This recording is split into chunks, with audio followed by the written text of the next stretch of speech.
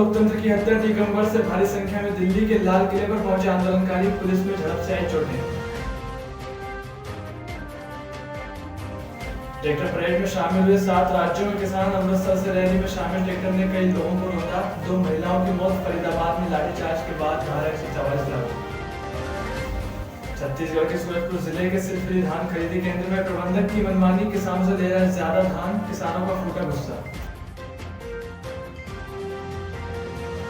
मध्य प्रदेश के कन्नौज वन परिक्षेत्र में लकड़ी तस्करों के हौसले बुलंद, वन विभाग ने की छापामार कार्रवाई, 33 नग सागौन की लकड़ी की जब्त। और छत्तीसगढ़ के लोरमी के उप स्वास्थ्य केंद्र में आज भी लटका रहा ताला, यहाँ पर अभी तक नहीं किया गया झंडा वंदन, ग्रामीण हुए परेशान।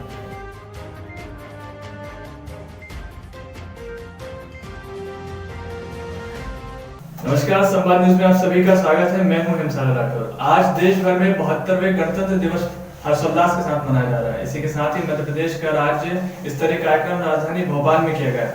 वहीं सभी मंत्रियों और विधायकों को जिले की कमान सौंपी गई, जहां जिला स्तरीय कार्यक्रम आयोजित किए गए। बता दें कि इसी के तहत गृह मंत्री नरोत्तम मिश्रा दतिया पहुंचे, जहां उन्होंने ध्वजा फहराकर परेड की सलामी ली। इसके साथ ही बेहतर काम करने वाले सरकारी और गैर सरकारी लोगों को सम्मानित किया गया। बता दें कि कार्यक्रम में गृह मंत्री नरोत्तम मिश्रा ने भांडेर के सीईओ ऑफिसर सिंह गुर्जर को उत्कृष्ट कार्य के लिए प्रशस्ति पत्र से सम्मानित किया।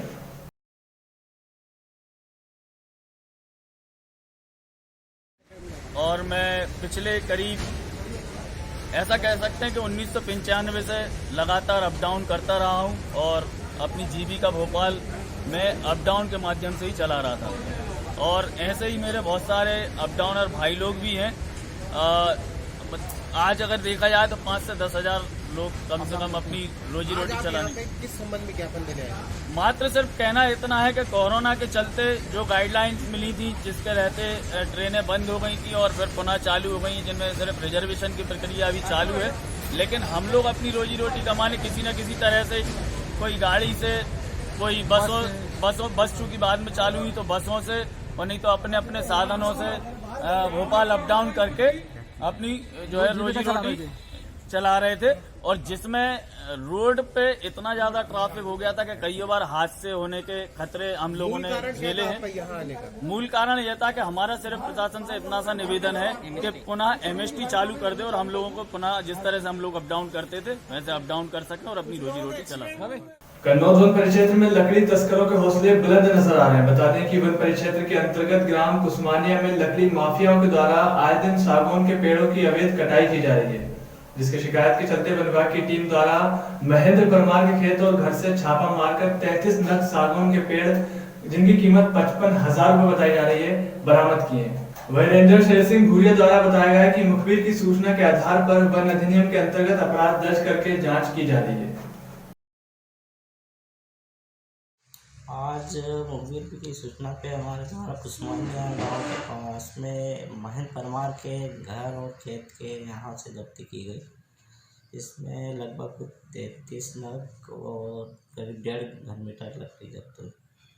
अभी जांच चल रही है कि लिखित होगा तो और भी कार्रवाई होगी।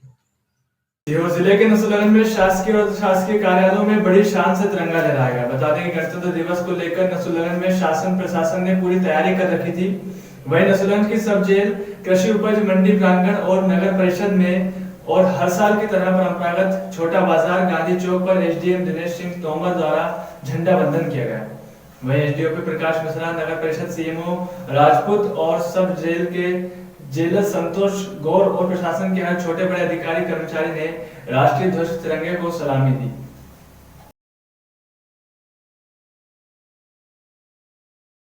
बिजावर में 72वें गणतंत्र दिवस के अवसर पर जनपद पंचायत के नवनिर्मित चंद्रशेखर आजाद उद्यान में ध्वजारोहण किया गया। बता दें कि इस बार के गणतंत्र दिवस के अवसर पर इस पार्क को काफी विशेष साज सज्जा के साथ सुसज्जित कर स्वच्छता और पर्यावरण को महत्व देते हुए जनपद अध्यक्ष के द्वारा ध्वजारोहण किया गया। साथ ही जनपद पंचायत सहित ग्राम पंचायतों कर्मचारियों को उनके अच्छे कार्य के लिए सम्मानित किया गया। इस दौरान बता दें कि जब से जनपद पंचायत के सीईओ अखिलेश उपाध्याय द्वारा इस पंचायत की कमान संभाली गई है, तभी से शासन की महत्वाकांक्षी योजनाओं को ग्रामीणों तक बखूबी पहुंचाया जा रहा है और लोग शासन की योजनाओं से लाभान्वित भी हो रहे हैं।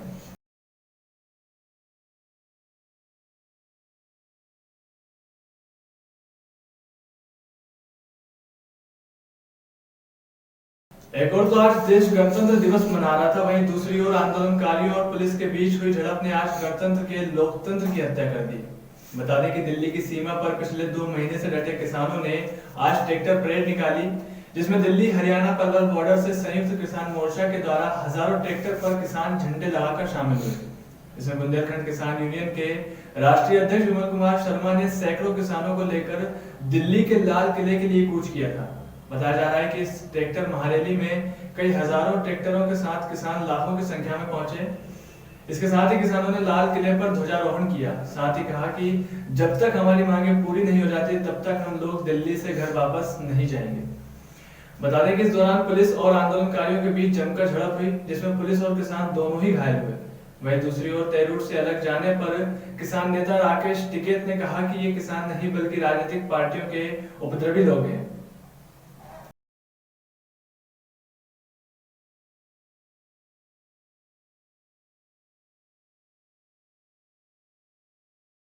लगातार किसान को मतलब धरना प्रदर्शन करते हुए लगभग 2 माह से भी ज़्यादा टाइम हो गया है। तो आज गणतंत्र दिवस के शुभ अवसर पर सभी किसानों की मांगें पूरी न होने के कारण इन्होंने एक ट्रैक्टर रैली का आयोजन किया। आज के दिन हम सभी लोग अपना ध्वजारोहण करेंगे। इसके अलावा कई हजारों ट्रैक्टर पलवल बॉर्डर से चले हैं, दिल्ली के लिए कूच कर रहे हैं, लेकिन रास्ते में रोक लिया गया। और हम लोगों की मांगें यही हैं, जब तक हमारी मांगें पूरी नहीं होगी, तीनों काले कानून वापस नहीं होंगे, तब तक हम लोग वापस होने वाले नहीं हैं। हमारे राष्ट्रीय अध्यक्ष विमल कुमार शर्मा भी कई हजारों किसान लेकर दिल्ली पलवल बॉर्डर पर लगातार 2 महीने से जमे हुए हैं। और अब खबर छत्तीसगढ़ के सूरजपुर से, जहां सिरफिली धान खरीदी केंद्र में प्रबंधक की मनमानी का मामला लगातार सामने आ रहा है। जी हां, बता दें कि प्रबंधक द्वारा 41 किलो 200 ग्राम धान की भर्ती की जा रही है, जो कि तय वजन से ज्यादा है। बता दें कि सिरफिली धान खरीदी केंद्र का आज हमारे सहयोगी संवाददाता ने जमीनी हकीकत का जायजा लिया। इस ग्राउंड रिपोर्ट में प्रबंधक के भ्रष्टाचार का खुलासा हुआ है। बता दें कि ज्यादा भर्ती के साथ ही प्रबंधक द्वारा धमकी दी जाती है कि अगर धान बेचना है तो 41 किलो से ही अधिक भर्ती देनी पड़ेगी, अन्यथा आप घर जा सकते हैं। इसको लेकर वहां पर मौजूद किसानों ने बताया कि किसान के पास बारदाना नहीं है, उन्हें समिति से वापस किया जा रहा है, जिससे उनकी धान की खरीदी तो नहीं हो रही है, साथ ही किसानों को धान लाने और ले जाने का भाड़ा भी डबल देना पड़ रहा है। वहीं जब समिति प्रभारी से बात की तो बताया गया कि हमारे यहाँ धान का वजन 40 किलो 800 ग्राम लिया जा रहा है, लेकिन जब हमने वीडियो को दिखाकर पूछा तो उनका मुंह भी बंद हो गया। इसके साथ ही समिति प्रबंधक बचने की कोशिश करते रहे। आपको बताते चले कि सिरफिली धान खरीदी केंद्र पर बारदाना और हम्माल को लेकर किसानों का गुस्सा उग्र हो चुका है, जिससे खरीदी केंद्र पर विवाद की स्थिति बन गई थी। पर जनप्रतिनिधि के समझाइश पर किसानों का गुस्सा शांत हुआ। कितना 30 रुपए एक पीस। यहाँ तुके बताई नहीं कि तुके बोरा के कितना दी पैसा है? वो जने गुरुजी अब कहाँ ठग ही कि कैसे चले? हाँ, सरकारी रेट 7 रुपया 75 पैसा है। लेबर तो है, 2-4 लेबर हैं, लेकिन बोलते हैं कि नहीं वो जमा हो रहा है, भीड़ हो रहा है, इसकी वजह से किसानों से करवा रहे हैं जबरदस्ती करके। तो आप खुद अपना धान को ऊपर तक चढ़ा रहे हैं?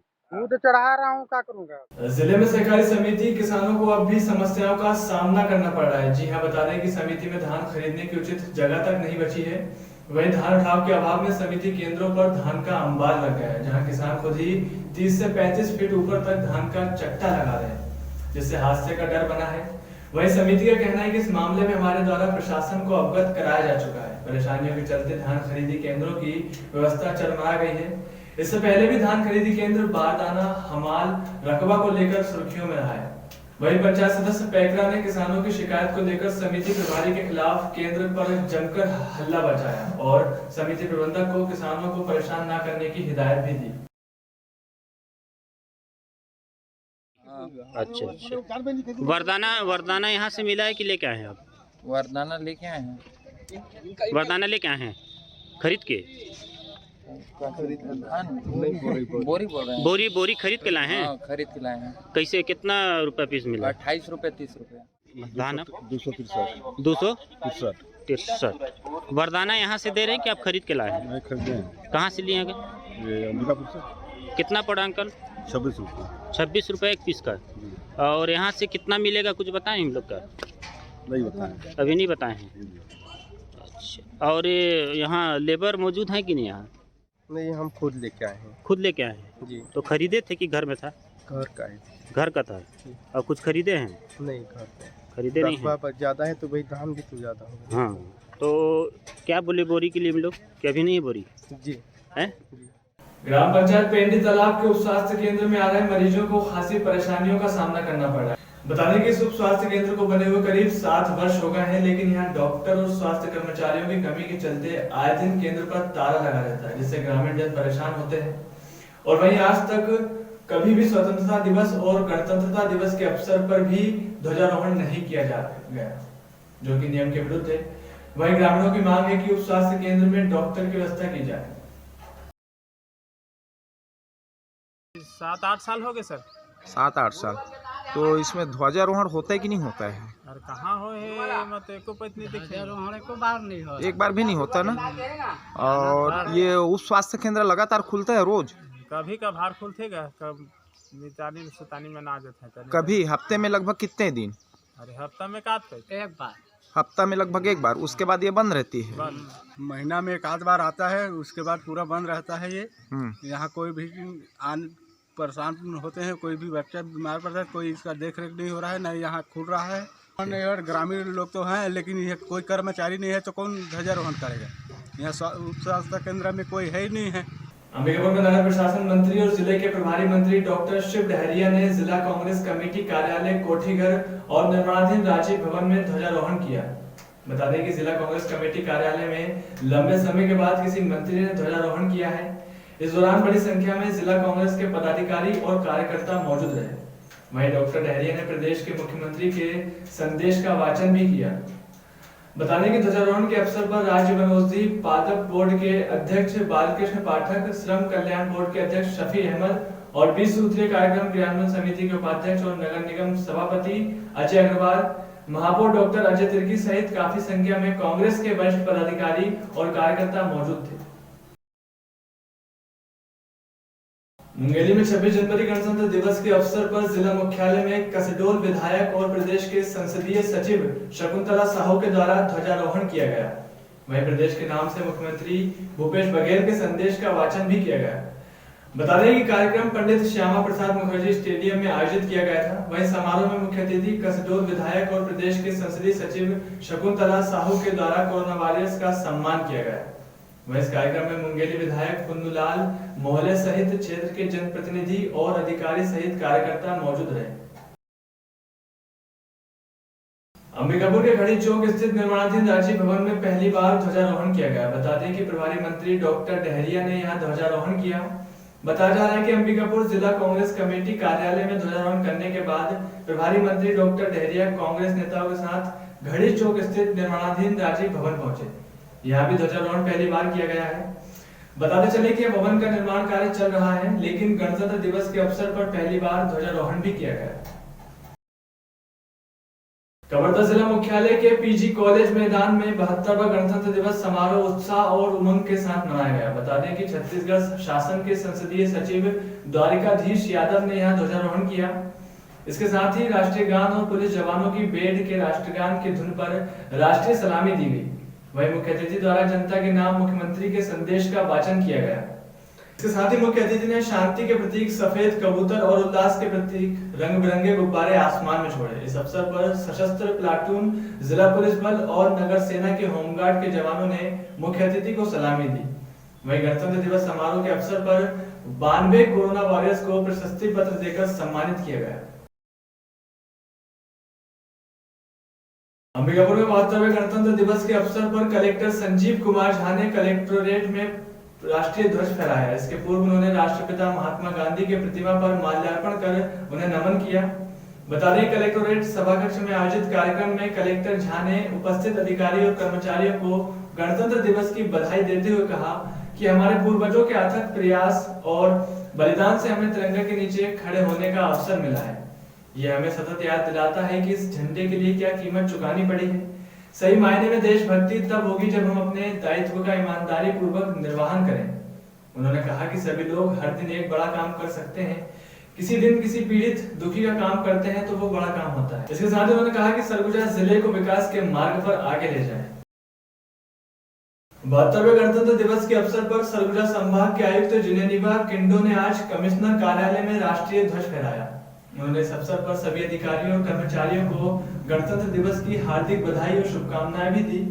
इसके साथ ही अधिकारियों और कर्मचारियों को कोरोना संक्रमण से बचाव के उपायों को भलीभांति उपयोग करते हुए अपने दायित्वों का निर्वहन करने को कहा। इस अवसर पर उपायुक्त विकास महावीर राम सहित कमिश्नर कार्यालय के सभी अधिकारी और कर्मचारी उपस्थित थे। आज पूरे देश में 72वां गणतंत्र दिवस बड़े हर्षोल्लास के साथ मनाया गया, जिसके तारतम्य में मुख्यमंत्री भूपेश बघेल ने गणतंत्र दिवस के अवसर पर जगदलपुर के लाल बाग में आयोजित समारोह में ध्वजारोहण किया। उन्होंने इस मौके पर प्रदेशवासियों को बधाई और शुभकामनाएं दी। साथ ही गणतंत्र दिवस पर प्रदेश की जनता और प्रदेश के निरंतर विकास के लिए राज्य सरकार द्वारा किए जा रहे कार्यों, नीतियों, योजनाओं और उपलब्धियों के संबंध में जनता को संदेश दिया। वहीं पूरे बस्तर अंचल में यह राष्ट्रीय पर्व हर्षोल्लास के साथ मनाया गया। मध्य प्रदेश और छत्तीसगढ़ की तमाम खबरों के लिए बने रहिए हमारे साथ और देखते रहिए संवाद न्यूज। नमस्कार।